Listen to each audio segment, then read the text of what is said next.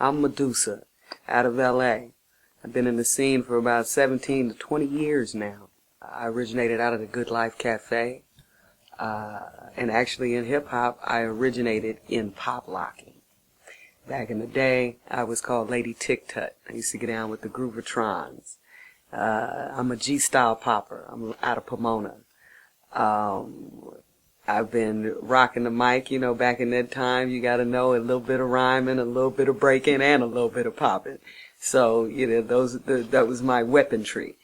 But I really didn't get into rhyming until I did a little jail time and I got out, and the first spot I went to was the Good Life Cafe.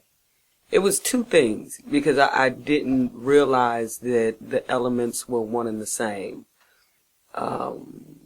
So when I first saw the Poppin' Dominoes on Soul Train back in like 72 maybe, and there used to be a lot of lockers on Soul Train, and that's what inspired me into the dance. And then there was Rapper's Delight. When Rapper's Delight came out, it hit the radio stream so hard, I was like, yeah, rhyming in the sentences, yeah, I want to do that. I want to feel that. It was phenomenal, and it created a whole new movement.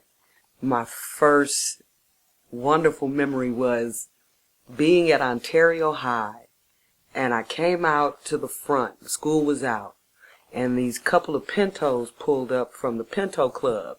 So, the whole paint jobs and shit, it was fly, center lines, they were hot back then.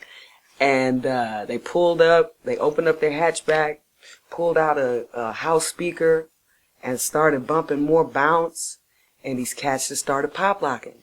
They were battling anybody that came out of the school who could hang. They were right there for it, just hitting.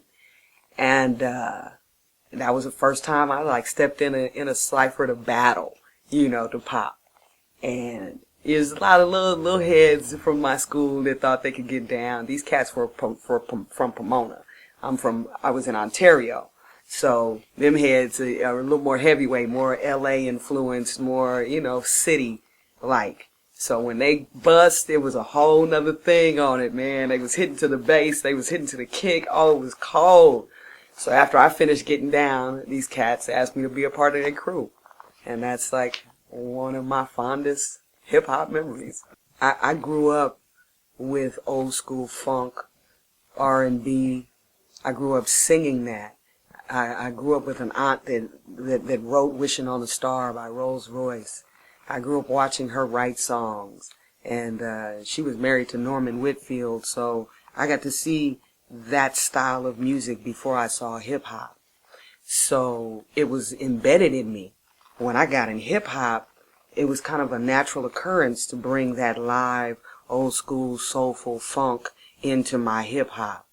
And I don't mean in a sample format. I mean like a live band. I mean like taking a sound and re-freaking it and not making it a sample, but making it your own. So out here, I was the first to have a live band with my hip-hop. The Black Eyed Peas and Macy Gray and Fourth Avenue Jones, they used to come to me looking for musicians, looking for, that sound that Medusa had. So my unique contribution is that, fine-tuning those elements and putting them together and making it make love, make music, Because when you're young and you're just getting familiar with your vocabulary, you can be kind of esoteric, but as you grow and you get into your vocabulary, and you learn what you're using it for, and it's not so much about, it's not so much about being overly clever. It's about getting your message across in a way that no one else has, and the no one else has is what makes it clever. You know what I mean? So you're not forcing it. You're not trying to be clever. You just are. And yeah, that's kind of where I'm at right now. Realizing that, it's necessary to have a machine behind you, but you are definitely the key in the ignition. And, back in the 90s, there were a lot of labels that pushed a lot of different hip-hop. And that was the big thing back then, like to be signed to a label. You made it when you were signed. And a lot of us got on and looked at these figures, $350, $200,000, $350,000, $100,000. We thought that was something big. And not realizing that company was just recycling their money vicariously through you. You know what I mean? So it was almost like if you weren't signed, you didn't have that cushion, you didn't have that back, and that meant a lot then. I realize that now it's really about you, about your movement, your passion for it, and making yourself available. So if it's about you, the machine behind you can't move it until you move. The machine behind you can't move until you put your key in that ignition. And it took me some time to realize that, I'm the one that makes the machine move. The machine doesn't necessarily make me move. I would like for them to remember me for making them feel different about themselves and the people around them. Because back in the day, the Gil Scott-Herons and the Marvin Gayes and the Aretha Franklins and Carole Kings, Phoebe Snows, Isley Brothers, those were thought-provoking messages. And it made you contemplate your life and your surroundings, and it made you recognize new things about yourself and the people in your life's experience. So when I do hip-hop, that's where I come from.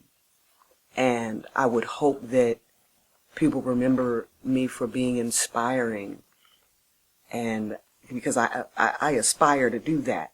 So if I leave this earth and you say, God, she inspired me. She made me look at myself and my surroundings in a completely different way. I see light in everything now. And if I feel dark, she makes me feel uplifted. You know what I mean? So, all of those beautiful, positive things that a moment in music can make you experience. That's what I would hope people have to say about me.